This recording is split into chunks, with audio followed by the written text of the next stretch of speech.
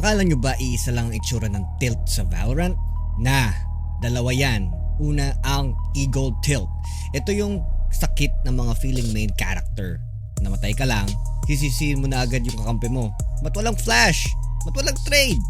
Galit ka sa mundo kasi di mo matanggap na ang pride mo na isang ka ng kalaban. Pangalawa, ang performance tilt. Ito naman, kalaban mo ang sarili mo.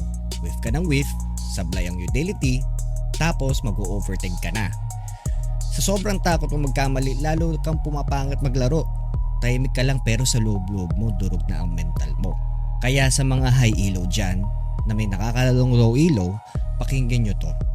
Huwag kayong maging source ng tilt. Alam nyo ang game sense, alam nyo ang mechanics, kayo ang dapat may mas malawak na pag-unawa.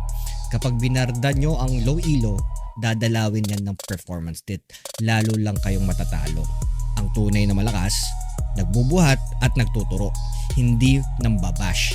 Kung high elo ka talaga, patunayan mo sa laro, huwag sa chat, ayusin ang mental para iwas